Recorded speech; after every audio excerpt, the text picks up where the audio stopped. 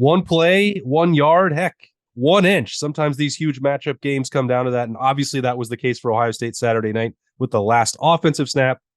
But 17-14, a win over Notre Dame on a defensive show. That means that there were a lot of other plays where it came down to 1 yard and 1 stop or 1 inch. And Zach, it felt like, dare I say it, the Silver Bullets earned the mantra when they had to on Saturday night.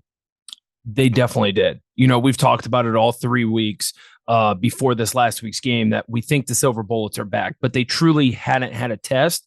Now you go on the road against Notre Dame with an offense line that's amazing, probably the best offensive tackles that they'll see all season, and a quarterback that's respectable that can throw the football, and they hold that Notre Dame offense to 14 points. They made some crucial plays down the stretch. Was everything perfect? No. I think a lot of people would say that late in that game, they think Notre Dame wore down that defense a little bit. And I don't know if that's true. I just think, teams start feeling each other out and they start calling different plays. And they've got great players and they've got great coaches, right? So it's the same thing with the Ohio State offense and what they were able to do in the second half and find some areas where they can bust some big ones, get down the field and make adjustments. And so, the biggest thing that I love is that big time players play big in big time games. And you saw the defense make plays when those guys were called upon with JTT late, obviously on that last drive.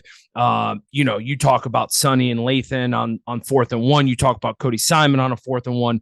The plays were made when they had to. Yeah. And I think for Ohio State, more than anything, Zach, it was like, it wasn't one level that just really played out of its mind and carried another one or picked up the slack. Like you can, as we go through some of these plays that we've got that help decide the game defensively for Ohio State, like you're looking at all 3 levels working in concert, all 11 guys on the field. That's what you want. And I don't know that there've been a ton of games over the last couple of years where we've felt that way about the Ohio State defense. No, I don't think we felt this way in a little while, right? We've thought, hey, the back end's really strong and the front seven isn't, or hey, the front seven's playing really well, but the back end isn't. And it's been a couple of years, and this is nothing against them. It's just been a couple of years since the entire defense has been in unison. When you're giving up what I forget the stat, but what is it? Averaging 8.2 points a game through 4 games. I mean, come on, what more can you ask for? If you are the Ohio State defense, you're only averaging to give up 8.2 points a game. I guarantee you're going to win all those games, and they have. And so, they're coming together. It seems like they're all on the same page, which you're going to see. It's Jim Knowles' second year in this system, right? Last year was their first time being in that system in certain situations. Now you can see they're just more comfortable. They're running around. They're flying to the football. They're not thinking as much. How many times how long have you and I been doing BuckIQ where we talk about guys just seem like they're thinking way too much? I mean, it goes all the way back to 2018, 2019, right? And finally, I think you see this defense just flying around, not thinking, knowing exactly where they're supposed to be, being able to read and react and knowing like, hey, listen, the guy next to me or the guy behind me is going to be doing his job and I don't have to worry about it. I know that there's some element of the Ohio State fan base, like, I don't know, my father-in-law, for example, who's like, I love seeing the Silver Bullets and winning with defense. Like, well, guess what? You've got 23-3 at Indiana and 17-14 at Notre Dame. Like, maybe some of those offensive fireworks would be great to see again, but if you can lean on a defense, you can win a championship. I think there's an expression about that. For sure. And I think this team, it's what they've been missing the past couple of years, right? How many times have we said you've got a dynamic offense that can put up tons of points, but they're missing that defense. And this year they finally have it. And I think, you and I have talked offline and talked on Sunday after the game.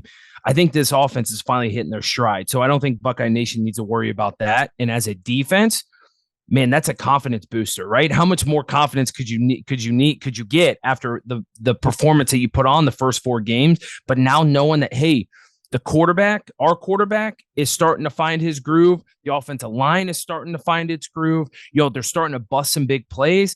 Like those guys notice that. Those guys see it on the sideline. So I think cohesively as an entire team, as a locker room, they're gaining confidence little by little. All right. Well, they definitely came home with some from South Bend after winning 17-14.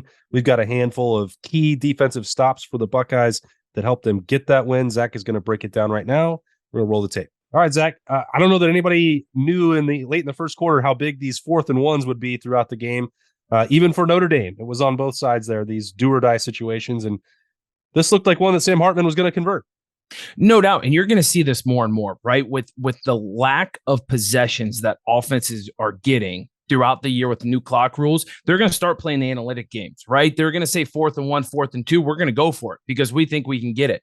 And so this is the old 246 power play that Jim Tressel's notorious for, that when I was playing fullback, you're faking power. You've got the tight end here on the front side running a little bit of a corner out or corner route. And then you've got the fullback going directly to the flats. You hope that, hey, listen, the outside linebacker here, which is Cody Simon, bites on the run fake, and then the fullback's wide open in the flat. But instead, Cody Simon sees it perfectly. He stays on the fullback. There's a pass rush coming from the inside that you see. Jack's able to get out to him. And then this is the best play for Cody Simon to hang on for as long as he did and then be able to come off at the last second to be able to get Sam Hartman short. At this point, Sam Hartman's committed. There's no way he's throwing this, right? No way. Cody Simon comes off perfectly, gets his head in front, get Sam Hartman out of bounds. You practice this all the time. If you put it right here, if you stop it right here, you practice this all the time in spring football. Young kids, young players, guess what? Who's the biggest defender on the field? Who is it, Austin? It's the sideline. Sideline, right? The biggest defender on the field is a sideline. Guess what? He's got a perfect pursuit angle, comes downhill, uses the sideline as his friend, and gets Sam Hartman out of bounds before the first down marker. See, I'm learning things over time, Zach. Now I know where I'm supposed to read and react and know how important the sideline is. And that play was upheld or overturned on review. That was a heck of a play. Notre Dame thought they had it. Cody Simon, I think, played 15, 16 snaps in this game. None were bigger than that one. A huge stop to get Ohio State off the field because Notre Dame was marching. I mean, that would have been a short field goal. Again, another thing to file away that could have changed the game, just like this in the third quarter. For sure. And you have to find another 4th down situation, right? Guess what? They ran the play action, power play out to the flat. Now, guess what? 4th and 1, we're just going to quarterback sneak it. Here, you look at the defensive line. You saw that they practiced this, right? They're like, hey, we're getting in all fours. We're getting as low as we can, and we're going to shoot off. Well, guess what? You got Tommy Eichenberg going over top. I mean, this is executed perfectly because if Sam Hartman goes straight downhill, Tommy Eichenberg's got him. You got Steel Chambers who's firing. And then look at this. You got Sonny Styles and Lathan Ransom playing up tight to kind of play the linebackers for this exact situation. Look at that. They play that in tandem perfectly. Put both of their shoulders on both sides of Sam Hartman, drive him back, and again, he is short. I mean, you can just see how many times this is repped. It's like the coaching was executed, the coaching, what they want these players to do, it was executed perfectly on the field. This play, I mean, the hit from Sonny Styles and Lathan Ransom, I could hear through the glass in the press box. I mean, that was as violent as it could get. Berm took a great photo where you could zoom in on Sam Hartman's face, and it was like the eyes were flying out of his head. I mean, that's how you draw it. They were legal hits, and that was how tough the game was. And I think it's another reason we mentioned on Sunday, you saw how banged up Ohio State was. Like both Ohio State and Notre Dame, they put it all on the line. This felt like, the next closest thing to a version of the game with the physical wear and tear that it took on these guys.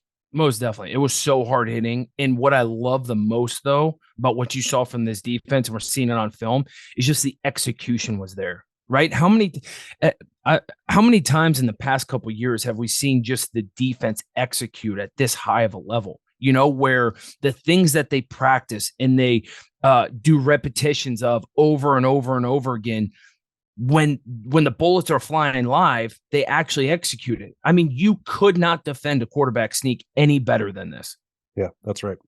That would be pretty important as well. But then you've got this drive, and this is what I didn't think Ohio State was going to get the ball back, Zach. I thought 14-10, that was it. Notre Dame came out and established, they got a first down right away.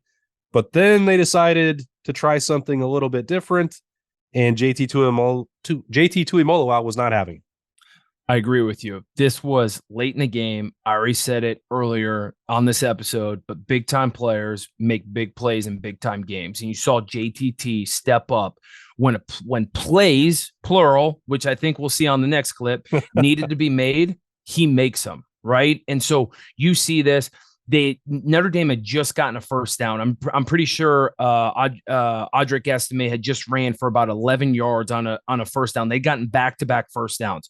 As a defense, you're looking around like, hey, we got to make a stop. You're starting to look at the clock. 2:32 left, 1st and 10. We got 2 timeout. We got to make a stop. This is it. Like, it's do or die.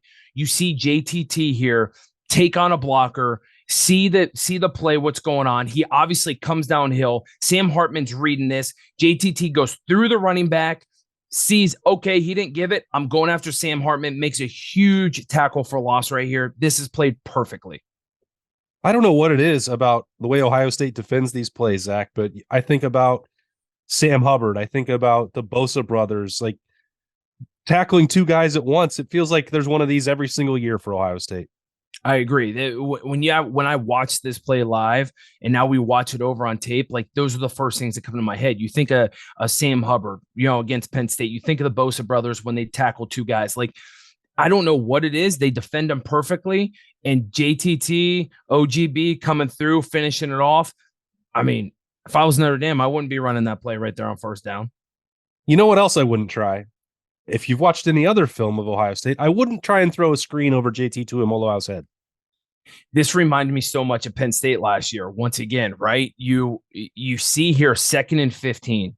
Notre Dame, I actually love the play call, right? As a defense, you're like, guess what? They're going to try and run the football. You obviously see we got a blitz package coming. We're going all out on this. Steele Chambers, if you pause right there, Steele Chambers is responsible for the running back in this situation. You see all these blockers on Steele Chambers. If they complete this, it's a touchdown. But guess what?